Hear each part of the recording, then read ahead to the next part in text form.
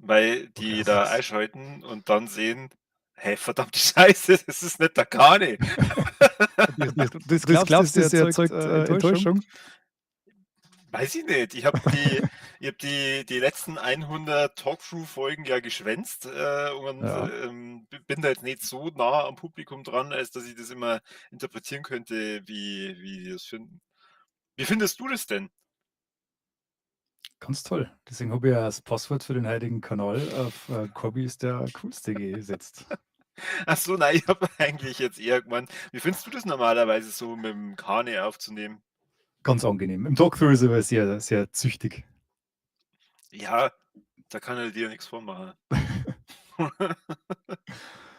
Ja, haben wir schon Zuschauer überhaupt? Nö, Na, okay. Warum nicht? ich weiß es nicht. Wie kann das sein, dass der beste Podcast der Welt keine Zuschauer hat? Ich glaube, das liegt unter anderem daran, dass, ich auch gedacht habe, es geht in 'ner Stunde erst los. Okay, dann warten wir jetzt. Na, warum? Das kann man sich ja im Nachgang dann immer noch von vorn anschauen. Okay, bin ich ein bisschen beleidigt. Beleidigt? Mhm. Ey, Außerdem bin ich dann machen wir jetzt hier die beste Show der Welt, sodass sie alle dann denken: „Fuck, ich darf nie wieder 'ne Folge verpassen.“ ja, das haben sie dann davon. Jetzt, wenn ich nur irgendwelche coolen Themen dabei hätte, dann wär's Ah, natürlich Weltklasse. okay. Da Ui, da schau, freut wir sich haben jemand. ja, Philipp, hi. Grüß Ich, dich, gell? habe euch ja versprochen, dass ich in den Talkthrough mal wieder dazukomme. Na, wann, war immer die Frage. Ja. Na, aber schön, dass du da bist, Corby. Ich hoffe, du hast fleißig gezockt. Ich rechne mit nicht weniger als 35 neuen Spielen, die du heute mitbringst. Alles andere war eine maßlose Enttäuschung für den Philipp. Also, Das nächste bleiben Mal wir fang einfach mal mit Nummer 1 an und dann bauen wir uns langsam vor nach 35. okay, okay. Also, soll wirklich ich anfangen, oder was? Natürlich, ich habe ja nichts dabei. Ich kann Ja, jetzt das doch, nicht wegnehmen. natürlich. Du kannst über Death Stranding 2 reden, über Deadcam. Stimmt. Mafia steht im Titel auch noch Das mit weiß drin. ich nicht, wie das da reinkommt. Ich habe keine Ahnung, ich habe noch nie in meinem Leben ein Mafia-Spiel gespielt. Aber das kann ich ja mal erwähnen, dann war das abgehandelt. Ja, aber nein, ich beginne gerne und ich habe tatsächlich 5 Spiele dabei. Aber krass, das ist viel. Ja, und Kann man jetzt da zwar zurücklehnen. und zwar einmal, auf Steam und dann aber auch auf der PlayStation, sodass ich immer wieder schön hin und her hüpfen kann, je nachdem, ob meine PlayStation gerade im Beschlag ist oder nicht. Ah, das ist praktisch. Und, ich kann mich jetzt noch nicht ganz dran erinnern, was da das erste Spiel war, aber ich fange einfach mal mit Nordhold an. Sagt dir das was? Nordhold. Ja. Na, Nordhold ist ein richtig geiles Tower Defense Spiel auf Steam. Das ist seit ein paar Monaten jetzt im, nicht mehr Beta-Stadion oder wie nennt man das? Early Access, sondern so die erste richtige Version ist jetzt mal draußen. mhm. Und, es ist, in meinen Augen sehr untypisches, Tower Defense, weil man zwischen, Strategiespiel und diesem Tower Defense, Thema hin und her wechselt. Du machst praktisch immer eine Runde Tower Defense, kannst aber währenddessen, während diese ganzen kleinen Viecher drankommen, deine Türme natürlich nur einstellen und upgraden und alles, sondern du hast halt dann auch noch einen Wirtschaftspart mit dabei. Du musst, Arbeiter, mit Arbeit versorgen, der Stadt ausbauen und da kannst du natürlich dann auch, jede Menge unterschiedliche Perks dann immer gewinnen. Und auch diese Perks, die ziehen sich immer durch jede Runde. Das ist halt, zufallsbasiert und dadurch macht es eigentlich jedes Spiel sehr dynamisch. Und die Herausforderung am Anfang ist, dass du so schnell wie möglich genügend Ressourcen kriegst. Also, es geht nicht nur um Gold, es geht da um Holz, es geht um Stein. Ähm, das war's. Okay. Und das reicht. Ähm, und, natürlich gibt's unterschiedliche, Tower-Typen und auch die Karte ist zufallsbasiert. Also, du musst es so vorstellen, da ist deine Stadt und du hast erst einen kleinen Bereich aufgedeckt und kannst auf diesem Bereich deine Türme bauen. Und, wenn eine Runde vorbei ist, dann geht zufallsbasiert eben ein neuer Bereich angrenzend auf den bisher sichtbaren dann auf. Und, dadurch entsteht eigentlich jedes Mal, wenn du das Spiel neu startest, komplett neue Map. Aha. Also gibt es gleich 2 gleiche quasi bei im Durchgang. Genau. Dann gibt's noch Helden, die sind aber jetzt nicht sichtbar, sondern du hast die Helden halt dann mit speziellen Angriffen, in jeder Runde verfügbar. Die müssen dann nicht rumlaufen, sondern du steuerst praktisch mit der Maus, wo soll der Angriff, stattfinden und dann metzelt der halt dann die verschiedenen Monster halt dann nieder. Ähm, Ich habe da, glaube ich, über 40 Stunden drin versenkt in dem Spiel. Es Wow. gibt auch nur diesen einen Spielmodi, den ich bis jetzt beschrieben habe. Und das ist jetzt, auch ein Aufruf an, Stunforge, es ist meines Wissens, also zumindest habe ich mal kurz recherchiert gehabt und es kam mir so vor, als wenn es ein deutsches Studio war. Ah, die hören uns mit Sicherheit dann. Ja, müssen's jetzt, weil Müssen's. wir hier über Naruto halt, reden. Hey, baut's das doch bitte aus. Das Spielprinzip ist so unglaublich geil, aber ihr hättet halt, auch gerne 'n Spielmodi, wo die Karte unendlich weiter wächst. Weil aktuell ist es so, Runde 30 ist mehr oder weniger immer die letzte Runde. Dann kannst du dich zwar trotzdem entscheiden, ob du, wenn du das geschafft hast, weiterspulen willst. Dann Mhm. werden die Monster natürlich immer stärker und es wird immer schwieriger, aber die Karte wird immer größer. Also die Karte halt, ab Runde 30 ein Ende gefunden und das wäre halt richtig geil, wenn man das noch weiter mit ausbauen könnte. Auch ich bin ja der Verfechter von sowas. Schwierigkeitsstufen warten nett, auch nach unten hin. Ähm, Ist jetzt aktuell, in meinen Augen, sehr schwer. Es gibt zwar einen Hardcore-Modus, da werde ich sicher auch nicht reinschauen, Mhm. aber, mir hat das sau viel Spaß gemacht. Das war mal ein Tower Defense, das ich seit Langem, ähm, nimmer so gefeiert habe wie sonst was und, hat extrem viel Potenzial, deswegen leitbart's da unbedingt weiter dran. Also, es ist richtig, richtig geil. Kann ich Ja, sehr cool. empfehlen. Hört sich gut an. Ja. Ja, aber wenn's hast du schon auf die Steam-Statistiken mal geschaut? Spielen's viele Leute oder ist es eher geht es eher so 'n bisschen unter? Okay, Steam-Statistik. wie heißt's Du noch hast mal? mich schon, Nordhold. Nordhold. Okay, das Entschuldigung. Da muss man auf die Shop-Seite gehen, oder? Auf steamdb.info kannst du gehen. Und da sehe ich, dass es einen All-Time-Peak, von 5.447 gleichzeitigen Spielern hat. Und in den letzten 24 Stunden waren's 383 gleichzeitige Spieler. Also, das ist für so ein verhältnismäßig kleines Spiel, wie es jetzt im einschaut, gar nicht schlecht. Über 2.000 Reviews.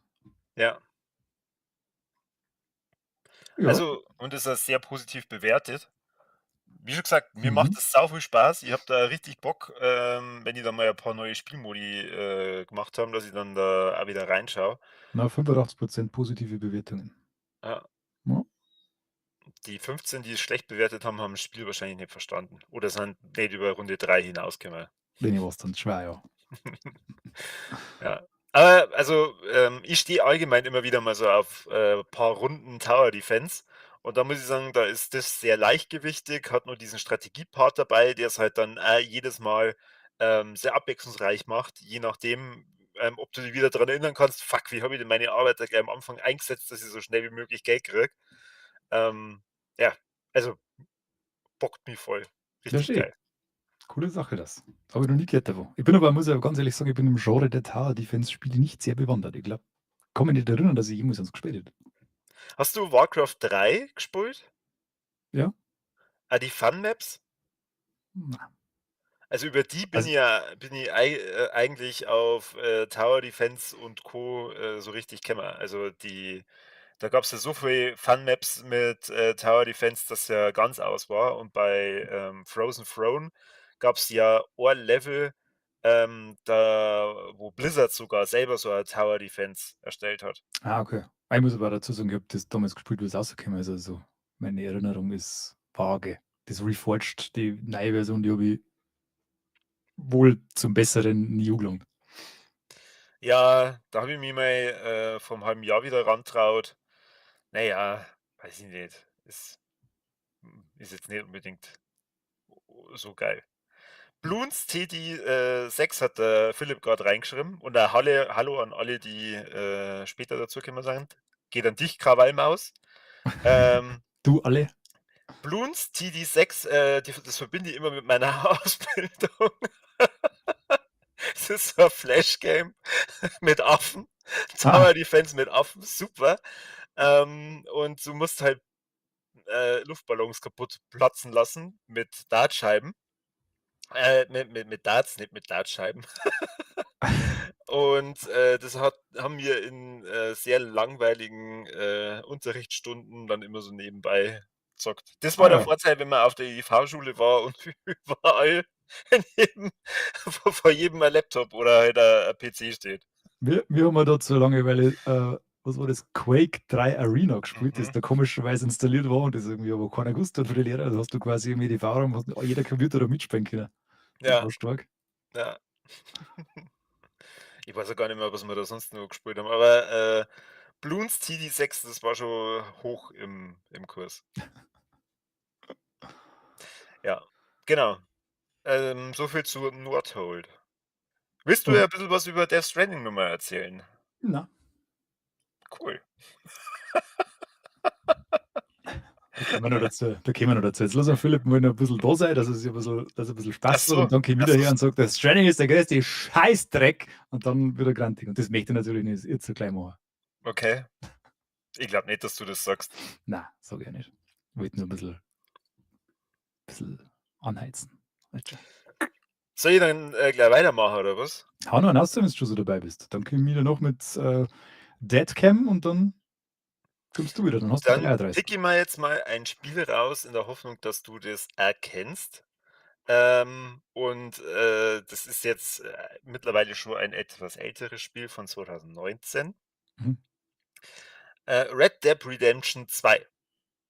Ja, das kenne ich. Das habe ich nur noch nie gespielt, aber ich kenne es. Echt? Du hast es noch nie gespielt? Das ist mir irgendwie, das ist was rausgekommen ist, war irgendwie mit was anderem beschäftigt und dann, wie das halt so dahin geht, habe ich halt nie die Zeit gehabt, dass ich 200 Stunden in ein Spiel einstecke. Und dann haben wir irgendwann gedacht, ja, jetzt ist auch schon wurscht. Aber irgendwie ist das immer noch aktuell. Jeder spielt das, außer ich. Ja, ich habe mich da neulich mit ja, Kollege ist nicht das richtige Wort. Eigentlich mit einem von meinen Chefs unterhalten. Und irgendwie sind wir dann auf Zocken gekommen, weil von weiter Entfernung gehört habe, dass ich eine Playstation habe und dann wollte er unbedingt wissen, was ich da denn so zockt. Da habe ich mir schon gedacht, das könnte jetzt eine Falle sein. Wenn ich da jetzt irgendwelche dämlichen Spiele aufliste, dann. Aber ich habe dann einfach God of War genommen. Jeder liebt God of War. Ja. Und dann hat er gemeint, ja, ich muss unbedingt das beste Spiel der Welt spielen und das ist Red Dead Redemption 2. Dann habe ich ihm erklärt, dass ich das schon mal versucht habe, aber übers Intro nicht hinausgekommen bin, Oh. weil ich das hasse, wenn ich in ein Story-Korsett reingesteckt werde, das länger dauert wie 5 Minuten. Und wie lange ist Kündigungsfrist? 30 Tage, oder? Hast du noch? Oder bist du weg?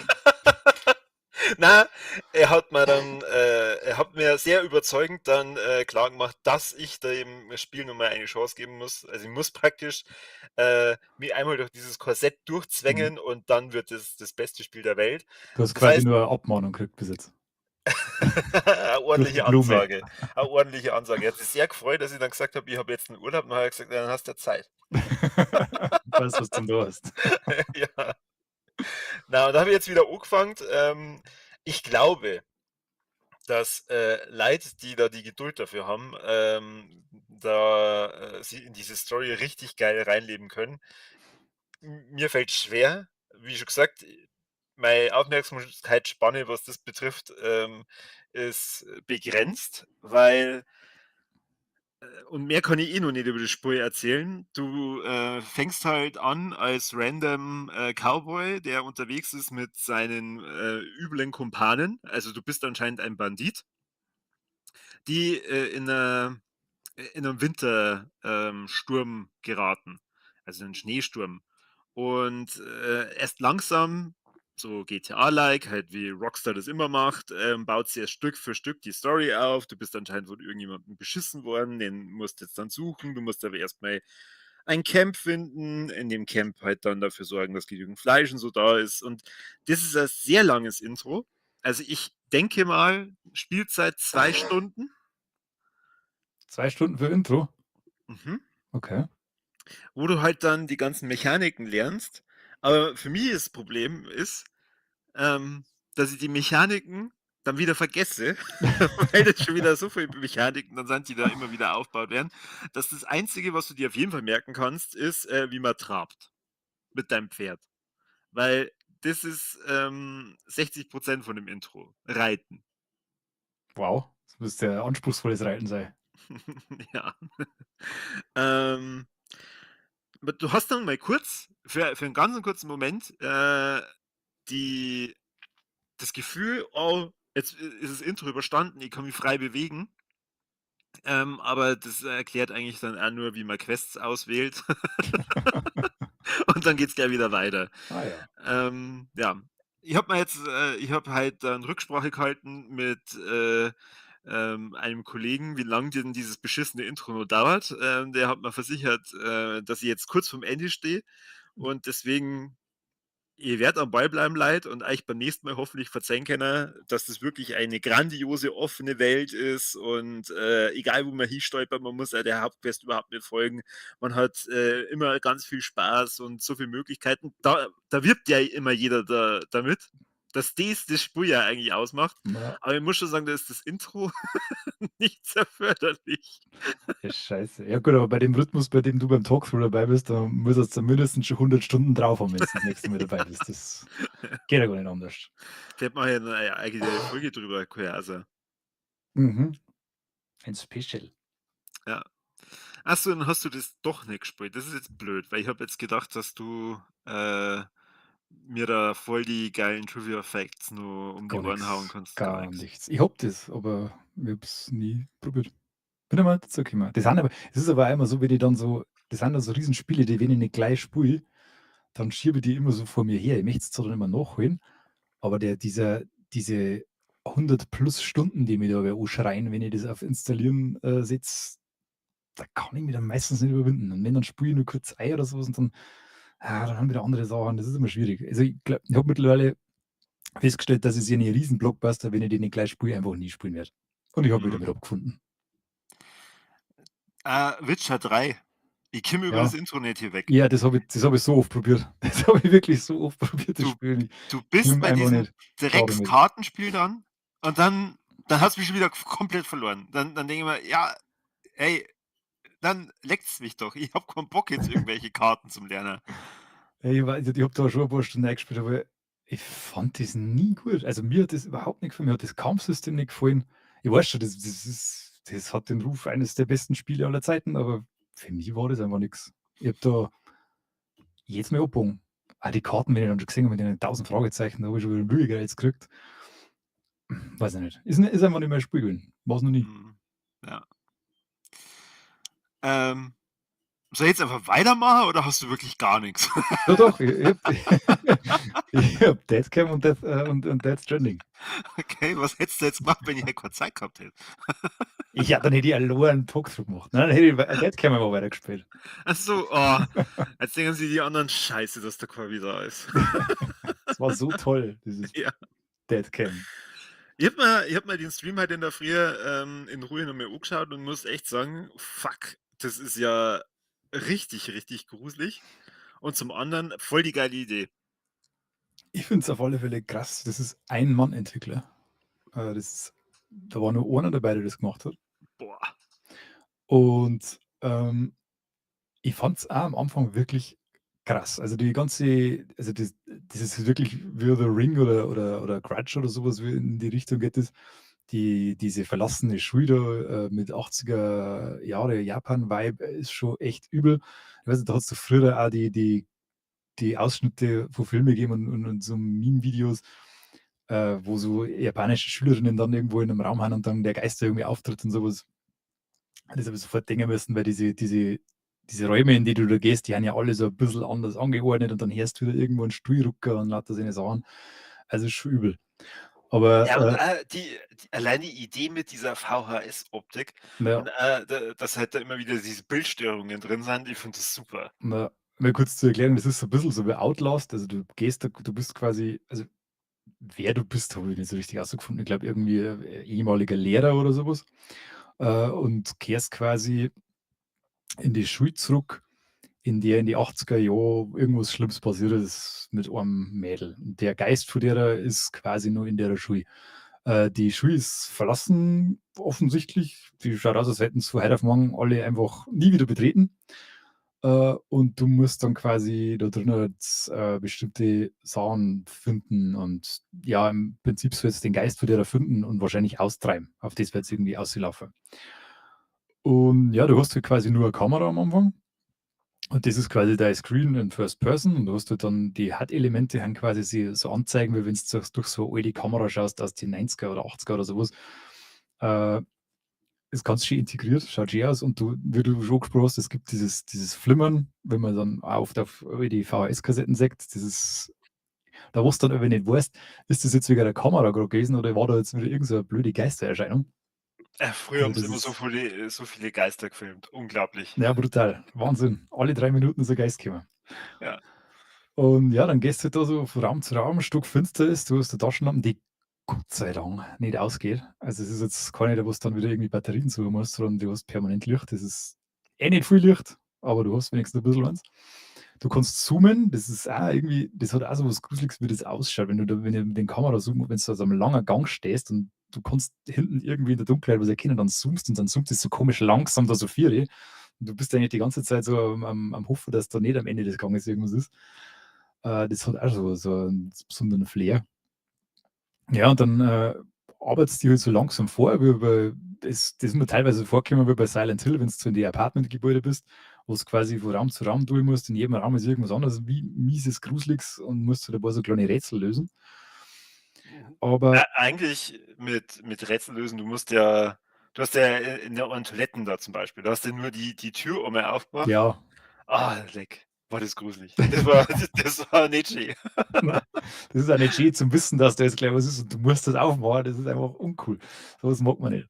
Ja. Ja, und dann, das ist ja bei mehreren so, dann, du gehst ja immer wieder an Türen, die dann verschlossen haben, und dann gehst du weg und dann ruppelt wieder einer an die Tür über der anderen Seite und hat das seine Sachen. Also schon übel. Und du hast da, das war ein wenig nervig dann irgendwann. Du hast in der Soundkulisse, da ist immer so ein permanenter Lärmpegel irgendwie, so also eine Art industrielles Rauschen, irgend sowas in die Art, das zwar schon eine gewisse Art von Horror erzeugt, aber nach 2 Stunden echt irgendwie nervt. Das dreht dir dann irgendwann der Kopf.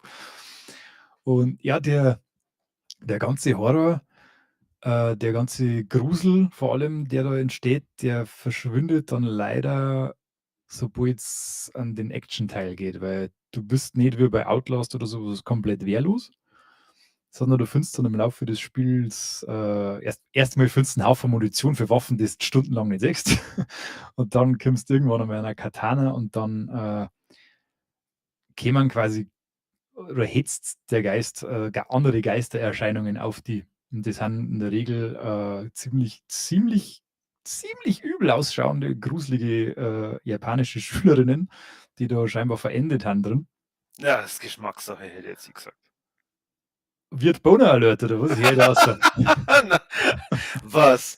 Es gibt ja Leute, die finden das Mädel, das bei The Ring aus dem Fernseher kabelt, ja auch irgendwo ansprechend.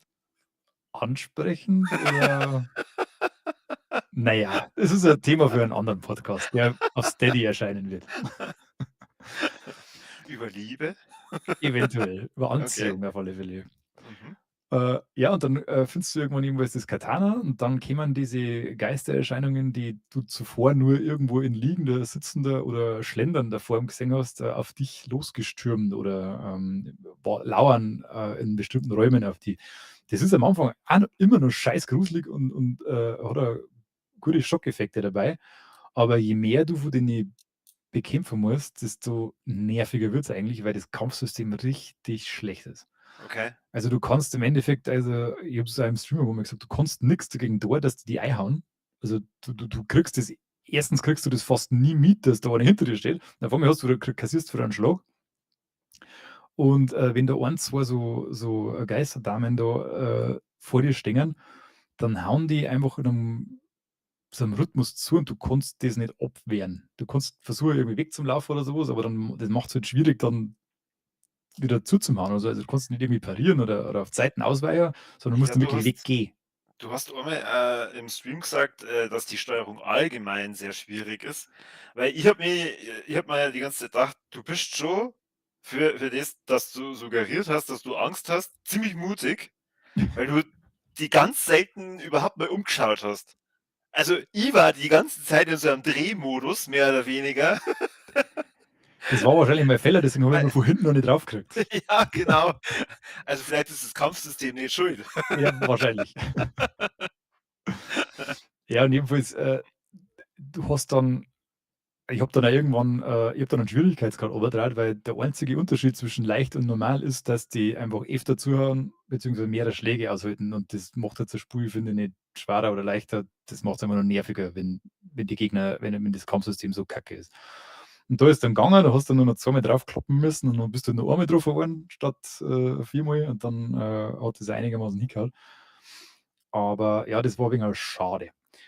Ich habe dann auch noch 'ne Shotgun gefunden, die ich dann weggesteckt habe, weil man gedacht hat, die kann ich später noch brauchen. Dann habe ich's vergessen und nie hergenommen, fällt mir grad ein. Die habe ich dann, glaube ich, 'ne Stunde gehabt und nicht hergenommen. Gut, Vielleicht gut. hätte das mal da sein. Ja, und dann hast du halt, wo's halt dann auch 'n bisschen das kann aber auch zum Teil an mir liegen, dass ich's einfach nicht gefunden habe, weil du da dann irgendwie Schlüssel finden musst und so weiter und ich habe dann ewig gebraucht, bis ich da irgendwie was gefunden habe. Das war, ähm, seltsam vom Levelaufbau her irgendwie, glaube ich, ein bisschen. Mag jetzt aber nicht hundertprozentig, Entwickler anlasten. Das, glaube ich, ist so mindestens 50 mein Schuld, weil wir immer nicht zurechtgefunden habe oftmals. Und dann musst du halt auch viel Backtracking machen, weil du kommst dann irgendwie an es sind 3 Stockwerke oder so gewesen und du hast dann im Endeffekt eigentlich schon alles gesehen, aber musst dann wieder zurück, weil dann öffnet sich da wieder Weg und dann musst es ist halt nicht es ist immer ich finde es aber scheiße, wenn Backtracking in einem Spiel ist, weil das, finde ich, braucht's in den meisten Fällen einfach nicht, weil das muss nicht länger werden durch das, dass man die gleichen Sachen wieder abläuft. Aber ja, wie gesagt, das kann auch ein bisschen an meiner Blindheit oder meiner, Panik teilweise liegen, dass ich, hin und wieder mal einfach an den Sachen vorbeigelaufen bin, die ich braucht hätte. Wie nennt man das? Backtracking. Backtracking, ja, wenn du bestimmte Areale, die du schon erschlossen hast, dir dann im späteren Spielverlauf wieder durchschlendern musst, um Fortschritt zu erlangen. Also, du gehst Okay. nicht linear immer weiter von Anfang bis Ende, sondern du musst immer wieder zurücklaufen und immer wieder das Gleiche anschauen. Das ist bei Silent Hill: The Room zum Beispiel, das ist das absolute Negativbeispiel gewesen für das, weil da hast du nämlich ab der Hälfte einfach die komplette Welt nochmal belaufen müssen und das war dumm. Das ist dummes Design. Na ja, in echt war's ja genau das Gleiche. Stell dir mal vor, du besuchst deine ehemalige Schule und da ist irgendwas Schlimmes passiert und das ist halt dann einfach nur ein begrenztes Setting. Ja, ja, völlig. Und wenn du Aber halt dann aus Versehen erst am Dach einen Geist, freisetzt und 'ne Katana kriegst, musst natürlich alles wieder zurück.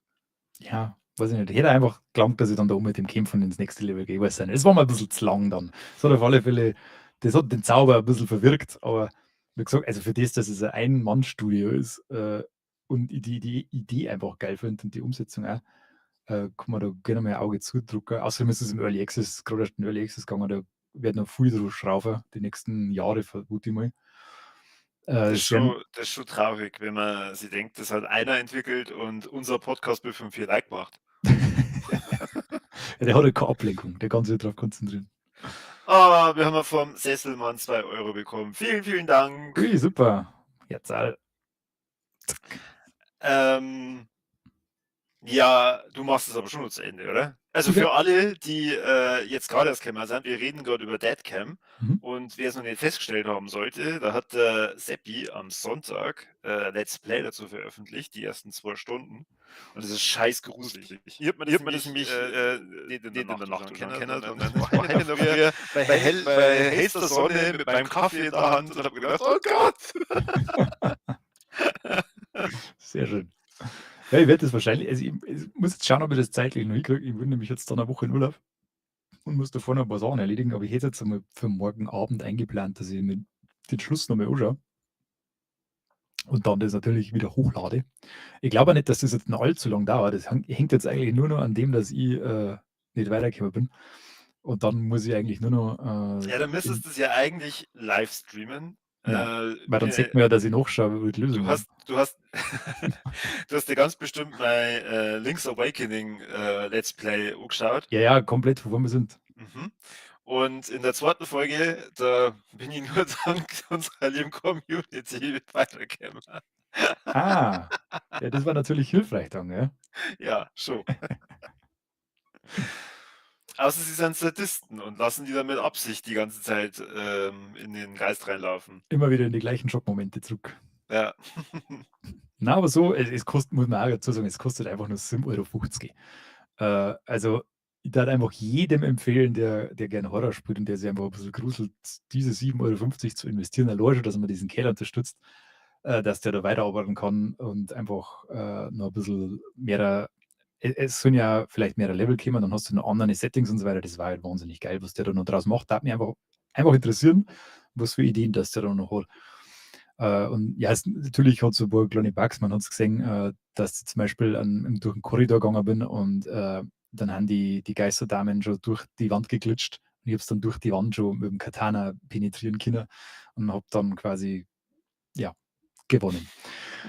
Also das sind so kleine Bugs, die sind aber jetzt auch nicht schlimm in dem Status, in dem das Spiel jetzt momentan ist. Aber wie gesagt, kauft euch das Ding, unterstützt den Kerl, der ist kreativ, der hat mir in seine 2 Stunden mehr Spaß bereitet, wie manch ein Assassin's Creed in 120 Stunden geschafft hat. Also, go Ja, for it. also schaut echt unglaublich geil aus. Wie schon gesagt, das Let's Play ist online, schaut es euch an und, dann könnt ihr sehr gerne die knapp 8 € investieren. Unbedingt. Du, sag einmal, wie ist 'n das jetzt, wenn ich hier was teilen möchte? Da musst du extrem viel umbauen und das geht gar nicht und das dir war's lieber, ich teile jetzt nix? Ähm, probier's mal. Sag mal gleich. Okay, okay. Share a screen with others. Yes. Fenster, das da, teilen. Oh, schau hier, oh leck, geht ja voll gut. Ja, hier drin. Und wie ist es in OBS? Voll super. Echt? Ja, ja, jetzt haben wir zwar am Rand und dein geteilter Bildschirm ist groß in der Mitte. Wow. Wow. Ja, ich teile hier gerade das Spiel, das, auch sehr viel mit Backtracking Oh, jetzt sehe ich es erst, das Stanley Parable, das ist so gut. arbeitet und, also, beim ersten Durchgang bin ich mal richtig verarscht vorgekommen, habe mir gedacht: „Was? Das war's? Das Echt ist so jetzt?“ geil einfach, ne? Also, für alle, die das Spiel nicht kennen oder vielleicht auch, so wie ich seit, mehreren Monaten in der, PlayStation Plus Bibliothek drin haben. Ach echt, ist es da drin? Ja, Sehr cool. ähm, man ist ein Mitarbeiter Nummer 247, der, einen richtig geilen Job hat. Und zwar, er kriegt Anweisungen vom Computer, wie lange er bestimmte Taste drücken muss. Auf einmal kriegt er keine Aufträge mehr und dann stellt er fest, er ist völlig allein in dem Büro. Und, es geht praktisch dann darum, herauszufinden, warum ist es so? Oder, ja, wie kommt er da raus? Ja, Und das, Hauptelement von diesem Spiel ist der Erzähler. der ist göttlich. Weil der, führt die sehr gerne mal hinters Licht. Der beschimpft die einmal wüst, wenn er da merkt, okay, das geht grad nicht in die Richtung, wo er eigentlich hin wollte. Ich glaube, in irgendeinem Part, da sagt er dann auch, ja, also der Mitarbeiter heißt Stanley, dass der Stanley, die ganze Zeit nur Koks und Nutten irgendwie, verwendet und zu blöd ist für euch und keine Ahnung. Und ich habe das jetzt, so lang gespielt, bis ich irgendwann gemerkt habe, ich habe die Ultra Deluxe Edition und da gibt's tatsächlich auch neuen Content. Ach echt? Mhm. Ha. Und das Wichtigste, das sieht man jetzt hier leider gerade noch gar nicht, ist, ich muss es jetzt hier eingeben, für alle, die das, schon mal gespielt haben, werden sie jetzt denken: „Natürlich, der darf nicht fehlen“, ist das hier, der Bucket. Dieser Eimer ist, ein sehr zentrales Element von The Stanley Parable Ultra Deluxe, weil dieser Eimer vermittelt dir Kraft und Sicherheit. Das heißt, wenn du den dabei hast, dann fühlst du dich einfach mal besser. Und der Eimer, der sagt dir dann auch bestimmte Dinge über den Erzähler natürlich. Der Erzähler ist meistens sehr, sehr wütend, wenn du dann den Eimer mitnimmst. Aber er erzählt ja meistens einfach nur, wie sich der Stanley, fühlt und, also, wenn er den Eimer dabei hat, dann fühlt er sich richtig, richtig sicher.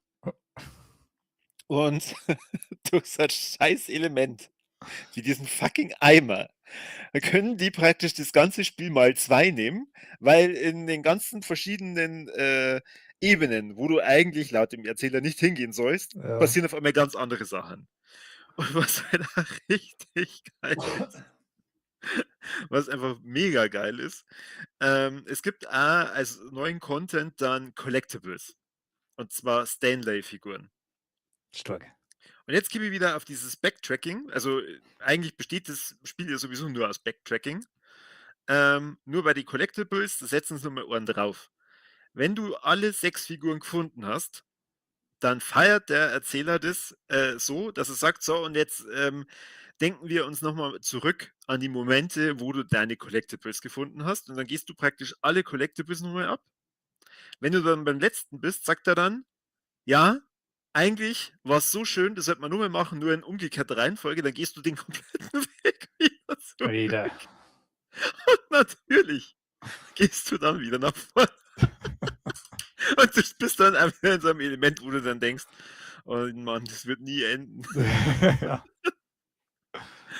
Ja. Ah, das ist ein herrliches Spiel. Stanley Parable, sehr, sehr empfehlenswertes, aber sehr stranges Spiel. Ja, das soll aber auch jeder mitgespielt haben. Das kostet ja auch nix. Und entweder hast du hast es eh schon im Abo drin auf der Playstation, ich glaube, am PC kostet es ja auch fast nix. Also, das ist wirklich ein ganz ein tolles Erlebnis, muss jeder mal gespielt haben.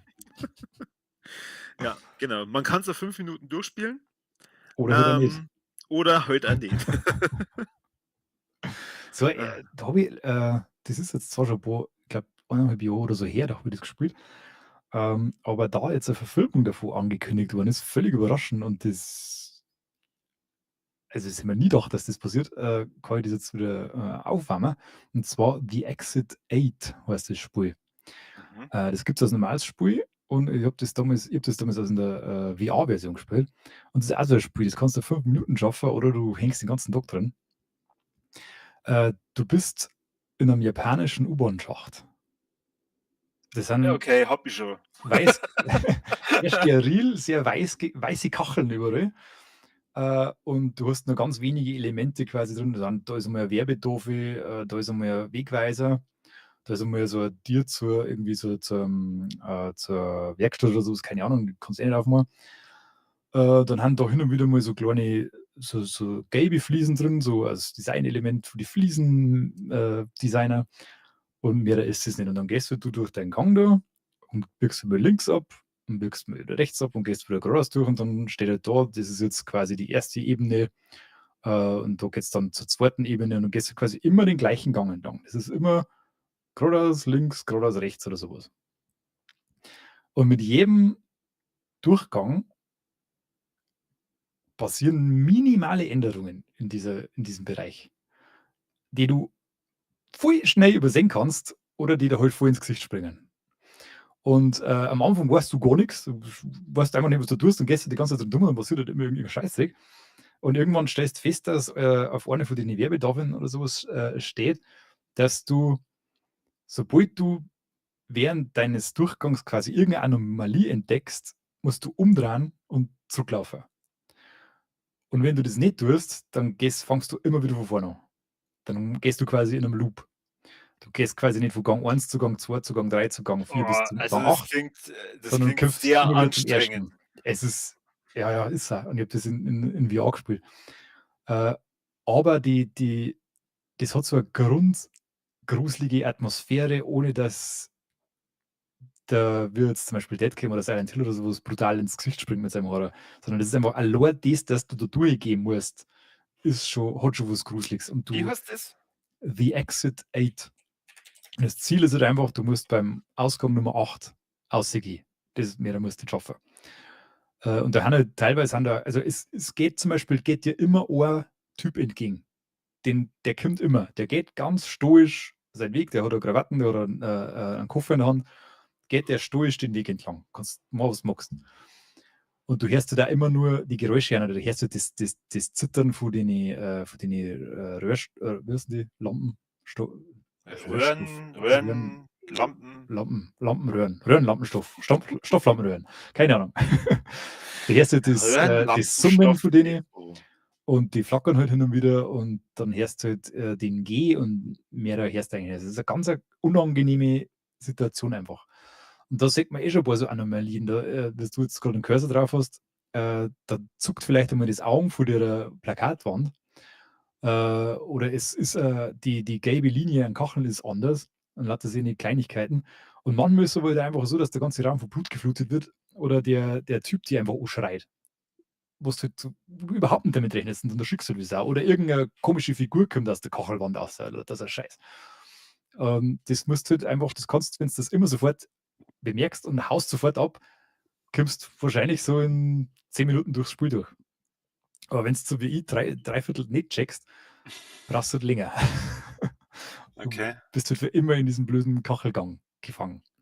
Das hat schon, das ist auf alle Fälle, Auf alle Fälle ist das voll das gute Spiel. ein Erlebnis wert. Ja, also ist es wirklich so, dass es dann, wenn du, weil du hast es ja jetzt gerade erklärt, also ich muss praktisch immer auf die Anomalien achten, so dass ich das in 10 Minuten durchspielen kann. Ich glaube nicht, also wenn du es wirklich immer sofort schaffst, dann glaube ich, dauert das nicht lang. Okay. Es dauert, auch wenn du es, ja gut, wenn du es nicht schaffst, dann kannst du dein ganzes Leben da drin verbringen. Dann kommst du nie wieder raus. Ja, das dann habe ich Also aber es so ist mehr Geld. Ja, es geht halt, auch wenn du jetzt in Gang 7 oder so bist und dann fällt da halt irgendein kleiner Schramm oder so nicht auf, dann geht es halt wieder bei Gang 1 los. Molek. Amadeus hat die übrigens verbessert, das heißt Leuchtstoffröhren. Ja, das nehme ich. Hört sich gut an. Gut. The Exit 8. Genau, und da kommt jetzt ein Film raus und da ist, glaube ich, letzte Woche oder so der Trailer rausgekommen, hat kein Mensch damit gerechnet. Einfach so. Und der kann ganz lustig sein. Von der Grundidee her klingt das ganz cool. Wobei, da ist eine Verfilmung von Until Dawn schon viel vernünftiger. Das ist natürlich. Aber ich glaube, im Film halten sie tatsächlich sehr stark an die Vorgabe, was ich aus dem Trailer gesehen habe. Also das wird gespannt, auf alle Fälle. Ja. Until Dawn habe ich übrigens auch gespielt. Das wollte ich nur mal angemerkt haben. Hast du jetzt nachgeholt, oder? Ja, habe ich nachgeholt. Cool. Wir haben noch ein paar Minuten, bevor wir ja auf unseren Stream rüber hüpfen. Ja, ihr habt es richtig gehört, ich mache da mit. Da bin ich gespannt, ob wir das hinkriegen. Ich auch. Ich glaube, wir scheitern schon beim Setting. Wahrscheinlich. Es war ja Steam Summer Sale und da habe ich mich ein bisschen beeinflussen lassen von meiner Wunschliste und tatsächlich war Anno 1800 sehr, sehr günstig jetzt in dem Sale mit drin. Und dann habe ich mir das Ding gegönnt mit sämtlichen DLCs. Habe das noch nie gespielt, ist mein allererstes Anno. Echt? Ich hätte jetzt eingeschaut, als warst du jahrelanger Anno-Fan schon. Eigentlich sollte das so sein. Bewunderer aus der Ferne, oder? Na, eigentlich sollte das so sein.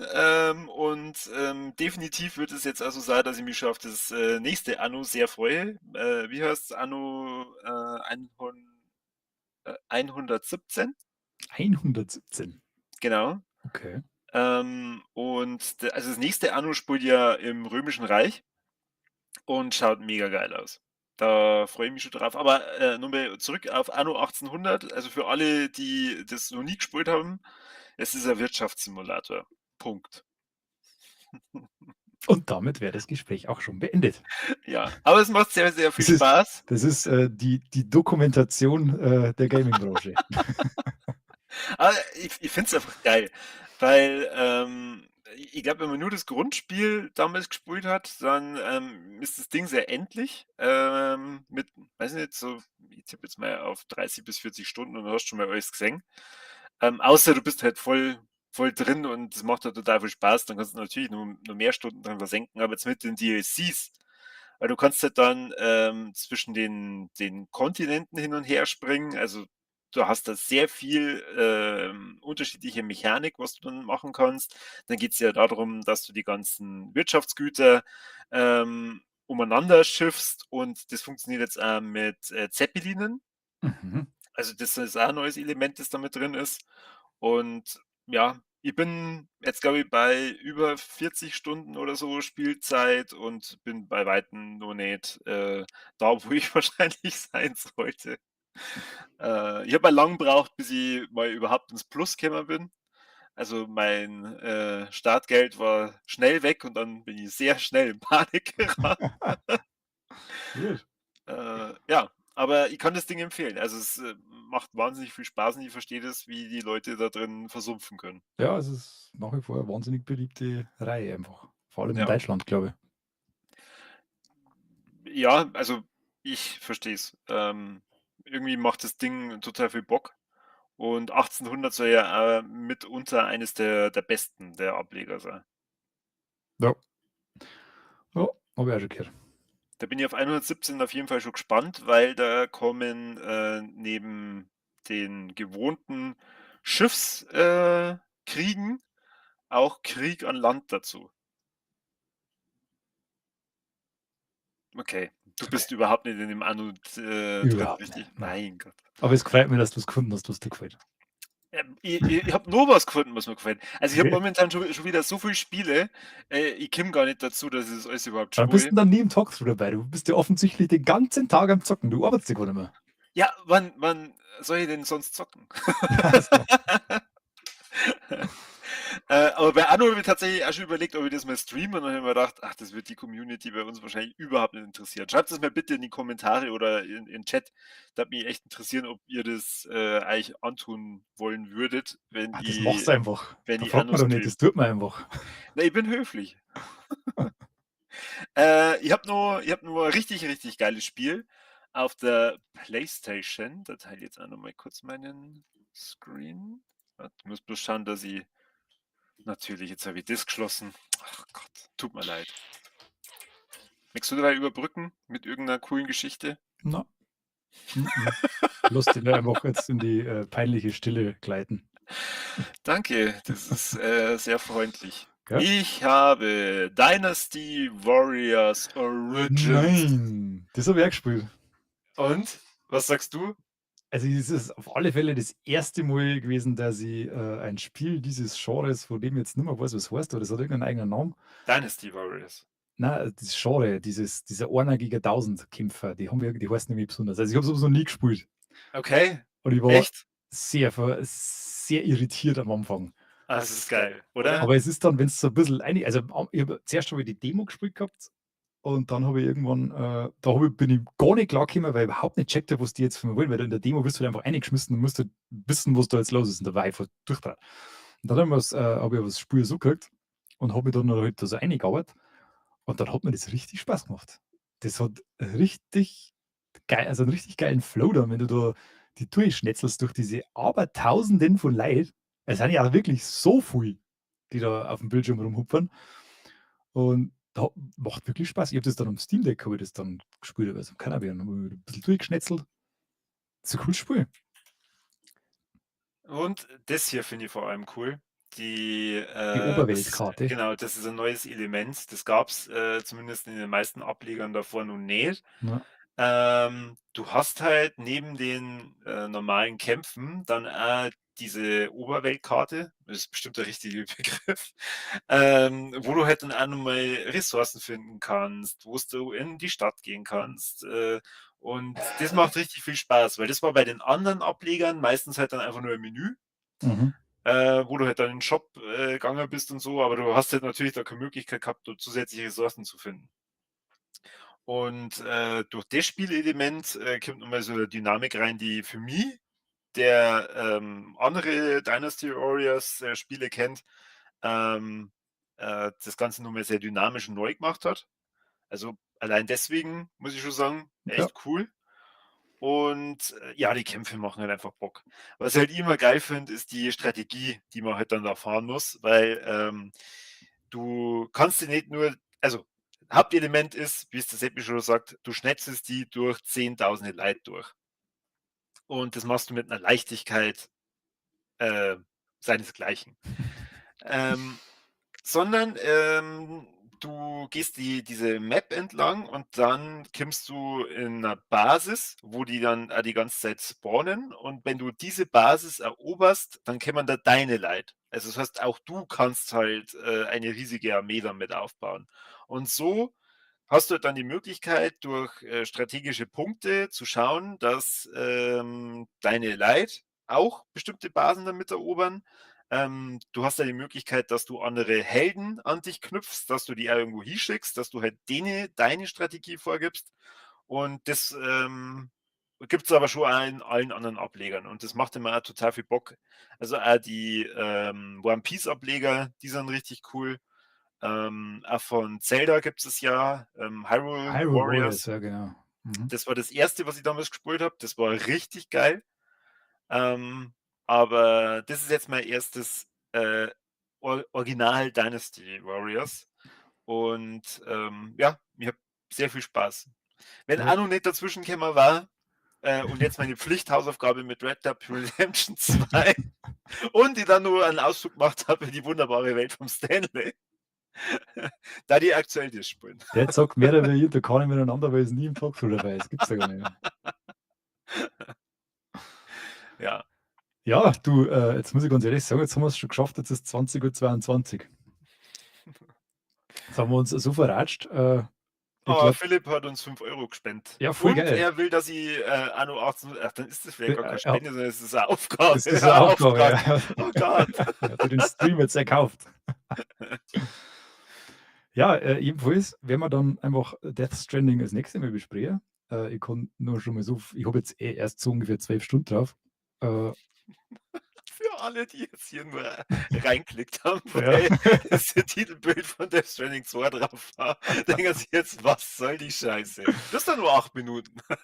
Ja, ich kann ja nur kurz reißen. Also, ja, also ich bin jetzt, also grundsätzlich ist das natürlich ganz das gleiche Spiel wie das erste. Also es ist die gleiche, Pakete austragen. gleichen Spielfunktionen, alles gleich.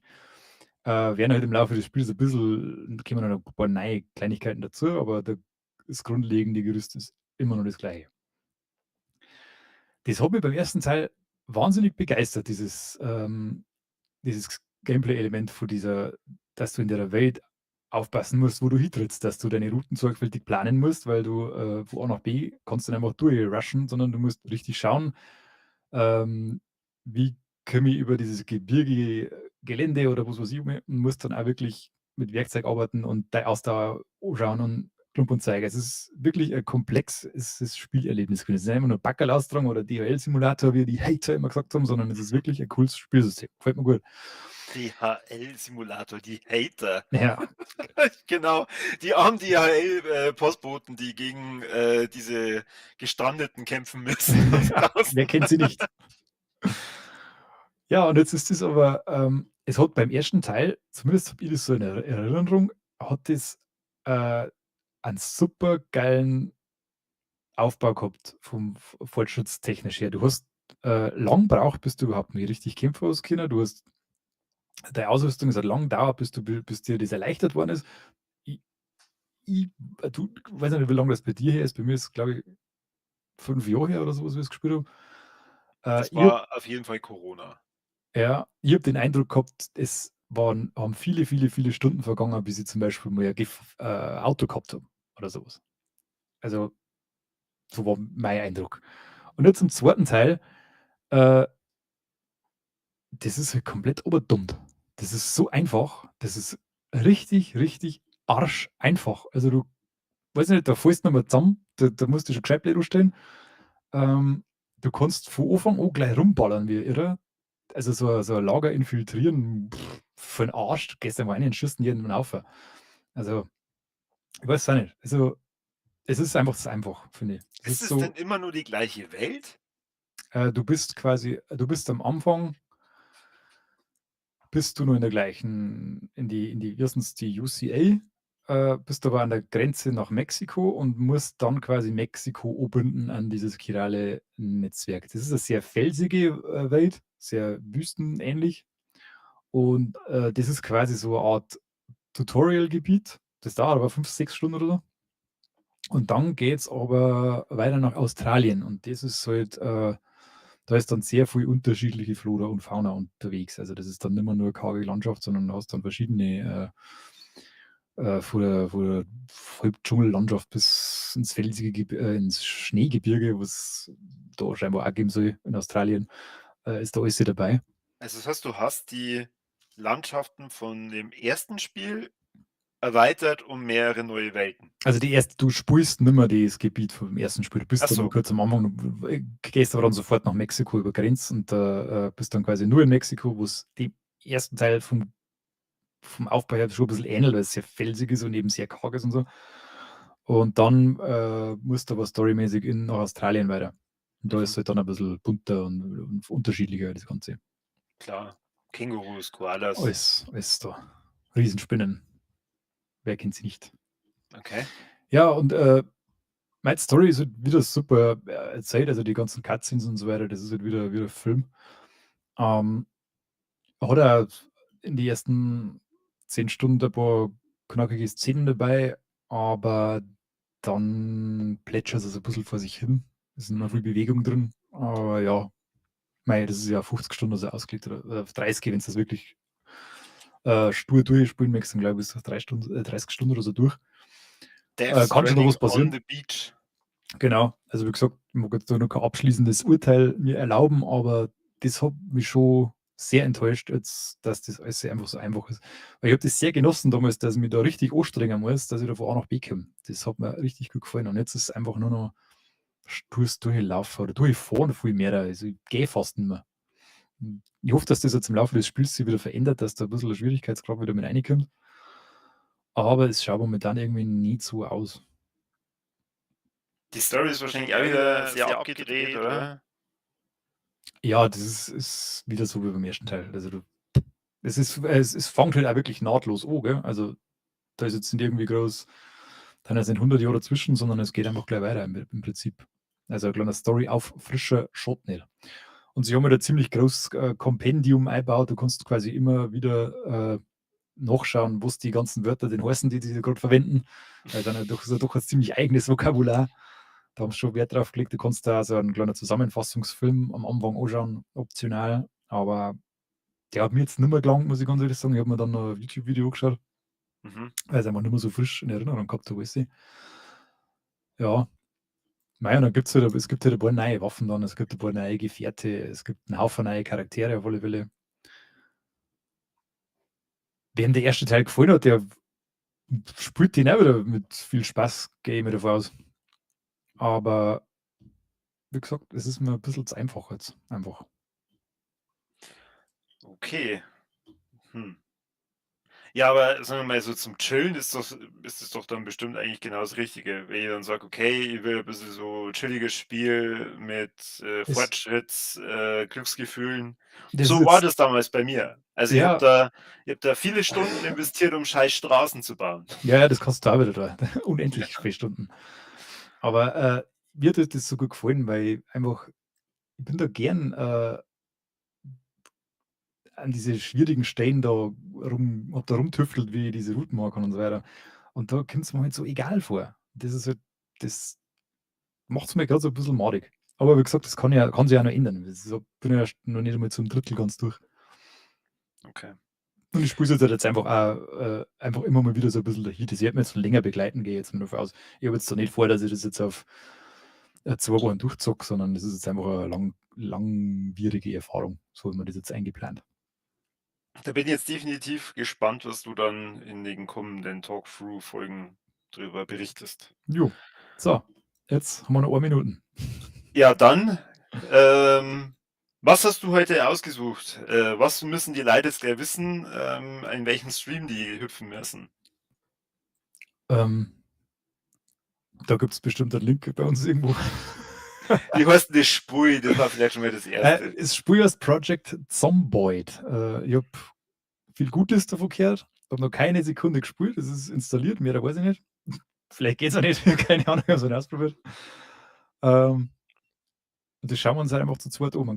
Gibt 'n Koop-Modus und es geht halt einfach ums Überleben in einer zombieverseuchten Welt auf ein bisschen 'ne andere Art und Weise, wie jetzt zum Beispiel in, Zombie-Shooter XY, sondern muss man 'n bisschen cleverer vorgehen, bisschen survivaliger Super, aus der weil ich schon ISO-Perspektive. Bin voll weil ich gespannt. schon mit den normalen Zombie Überlebensdinger nicht gut klarkomme. Das kriegen wir schon hin. Okay. Ja gut, dann wir hüpfen in den, 2. Stream. Ihr Ja. müsst, also auch hüpfen. Ihr Habt vielleicht schafft noch es. 5 Minuten Geduld, weil ich muss noch kurz Pipi. Igitt, Mhm. Igitt. Gut, dann in 5 Minuten sehen wir uns wieder. Vielen Dank fürs, Dabeisein schon mal und, bis gleich. Tschau, tschau.